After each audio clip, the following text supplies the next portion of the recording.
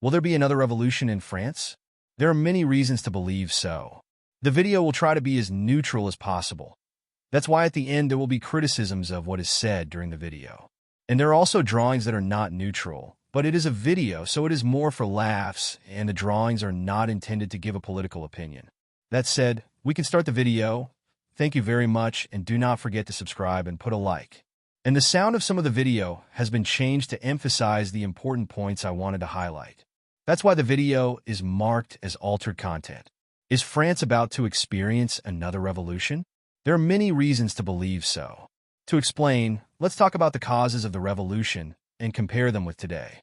Because number one, during the revolution, the deputies, those of the States General who had been voted by the French, were promised to make new decisions. But in the end, the only thing they were allowed to do was to vote on their taxes. In other words, the power of the deputies elected by the French people is reduced. In 2024, the Prime Minister is neither of the party nor of the majority coalition. Cause number two of the revolution, the coffers are empty, money is lacking. In 2024 in France, there is a big deficit, and COVID has something to do with that, but it is not only that. Cause number three to the revolution, the king had too much power, the head of state intervened too much. In 2024, the president is very interventionist. We see it especially with Attal and his Attal government, where a lot of people were homophobic and Attal, and being gay, it would be surprising if he was the one who proposed them. Or he's just not very smart. Cause number four, this is an almost common point, but with some small differences. In the revolution, there was a need for a constitution because there was a lack of clarity and they wanted to change important laws. In 2024, there is a strong desire for changes, especially in the constitution, and we also need clarity. With Macron not in agreement, with Attal not in agreement, with Barnier not in agreement with Cretillo, in particular on the immigration law. So cause number five is almost a factual difference. There are differences, we must know how to remain neutral. During the revolution, the people did not have the power, the lack of power of the people. In 2022, we vote for the president. That's a difference, but he doesn't respect the votes of the people for, in 2024, the assembly and all that. So it's almost a difference. There are semi-common points. It is not even a semi-common point, it is a weak common point. Because number six this time is another common point in the revolution. There is a crisis of confidence in the king and a betrayal of the king. So the king goes abroad for help. In 2024, there is a crisis of confidence in the president, and the president betrays the votes. Did he look abroad for help? That's a little bit more complicated. But in any case, Orbán, the far-right Hungarian president, has declared himself the example of Macron, and Macron has not reacted. I leave you to make of this information what you will. Cause number 8, a common point. Once again, on cause number 9, we already have cause number 8, during the revolution, more than half of the taxes are used for the state debt. So all the taxes for a strong deleveraging of the state in 2024 are a little bit smarter. They don't call it deleveraging, but repayment of the hit on the deleveraging. There is only 0.7%, but when you look at the repayment of the state we have, almost over 40% on the total of all the state reimbursement expenses or similar things that are state reimbursement. Because number 10, a difference this time during the revolution, not enough entitlements. In 2024, new entitlements certainly not enough, but it is a difference. It should be noted. It should also be said that during the revolution, there was a bad harvest that ended with bad weather. Except then they didn't know why there was bad weather and all that, and especially that it hadn't started yet.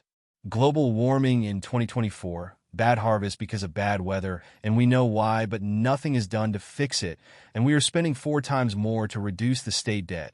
Just to reduce the state debt for the official part of the entities, not even the repayment, just to reduce the state debt for the climate. For climate, it's not even 0.2% of all expenditures.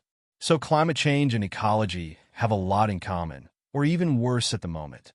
But I cannot say it is worse at the moment without being, how to say it, objective.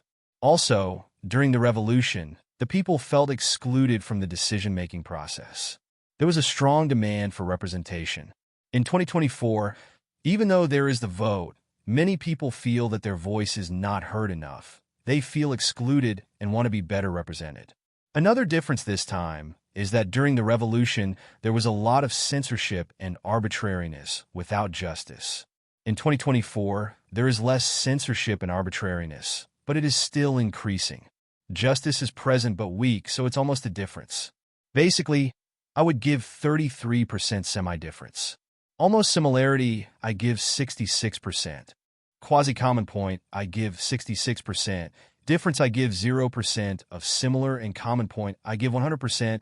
And then a new common point in the revolution. The gap between the richest and the poorest is widening. The social class gap is widening in 2024. The gap between the richest and the poorest is widening even in school. So 100% there also I cannot put more and remain objective. And so all that, if we do all the calculation, we have 14 causes and there is 70% in the revolution. That's almost 7/10. And there may be other ideas that I've forgotten. So if you have any ideas, please let me know in the comments.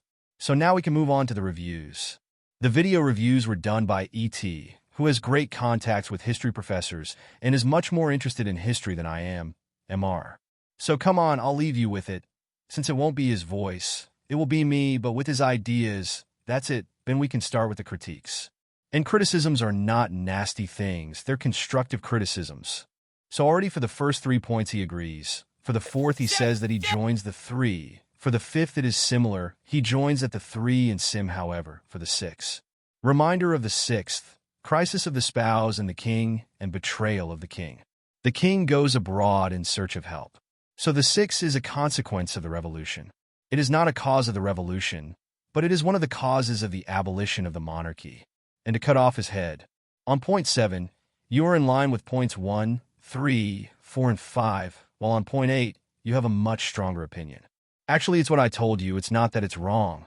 It's that it's very vulgarized.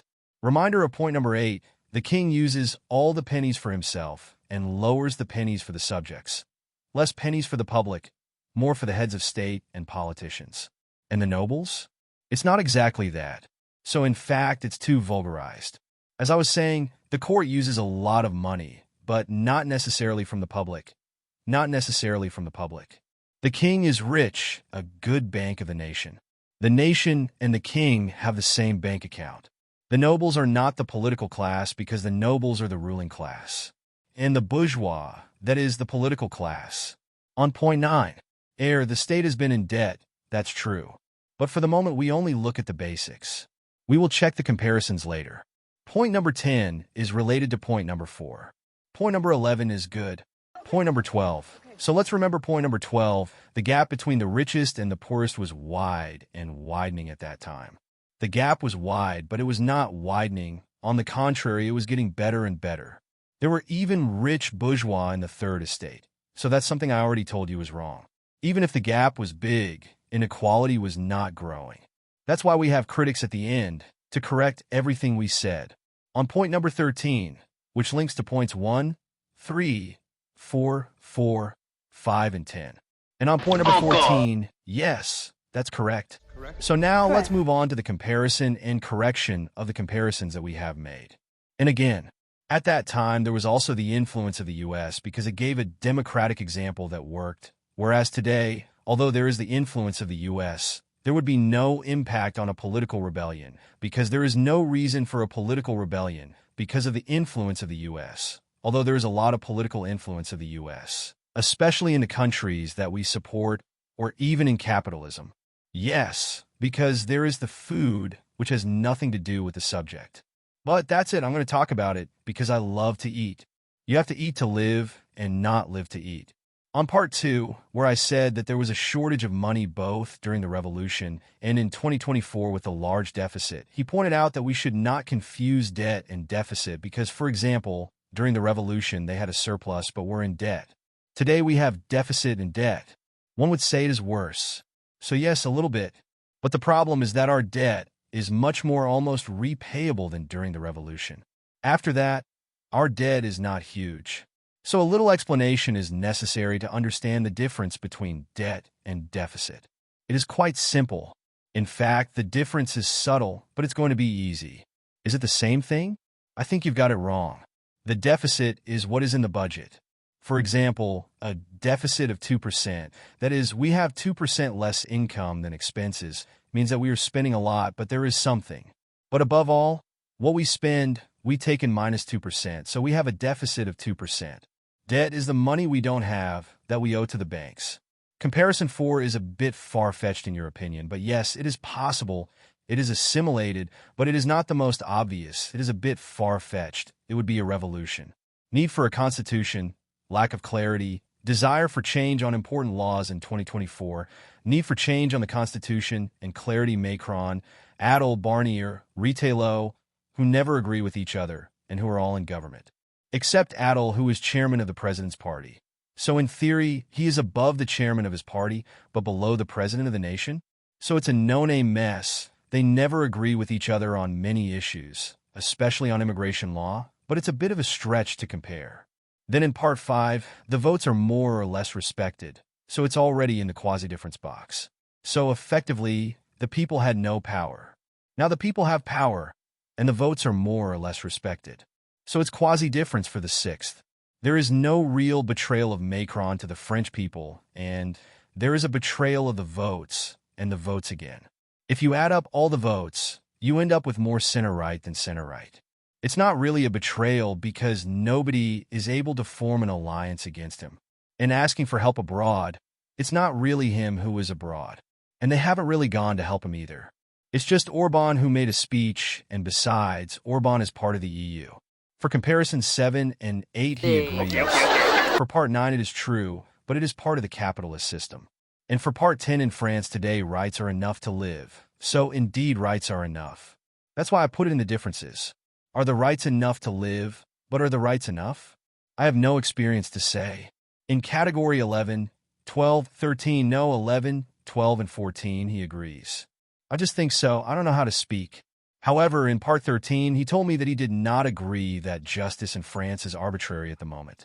It's not arbitrary, it's just not totally fair. He's right about that. But we can't say it's totally fair either.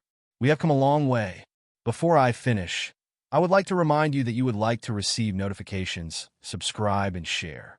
By the way, this video does not insist at all on a new revolution. There is no hatred or violence. It's just comparisons with pre-revolution periods because there are a lot of similarities, so it was interesting to see all that. And the images are used for illustrative purposes. That doesn't necessarily mean that it's the image that corroborates the story. It was important to make that clear. In conclusion, you could say that I have exaggerated many points. Then, as he himself says, the analogy has quite a bit in common. It's a little bit like we're always halfway there, and there are also things where we've gone backwards. Well, we haven't necessarily gone backwards, but we've encountered new problems without adapting to them. So we've already made progress, and that's something we can't really do. Give you a figure, but we were at 70% before, and now we are. We talked about several points where France had been able to develop a lot on certain issues or was less advanced on certain issues. In particular, the fact that there is less and less money for the public, the fact that ecology, because before there were bad harvests, and they didn't know it before there were bad harvests, and we know why, except that we don't do anything about it. Also, even in the government, it's marked ecology. It's not even marked 0. It's just one line. It's not even 0.00000. They could have marked it. They marked 0. No, they just put one line, which means they don't give anything for ecology in certain parts. In other cases, they gave up to 1.7 billion euros. That's 2. Not even 2% of the total. That's tiny. Just a small question I would like you to answer in the comments. And that would be, do you like these big formats like the one we did about the importance of France and the European monarchy? And do you like to include in the videos moments from movies, music, or even events to link to? Or do you prefer more text, more images? Or just voice? Or with less images? Thank you for answering me. And that's all. See you soon.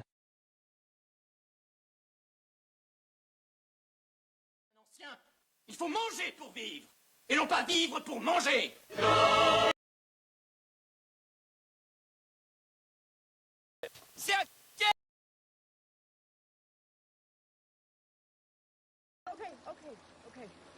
Encore. Correct. Voilà, c'est nous, les tuches. Ok. Je ne fais qu'y penser. Je ne sais pas parler.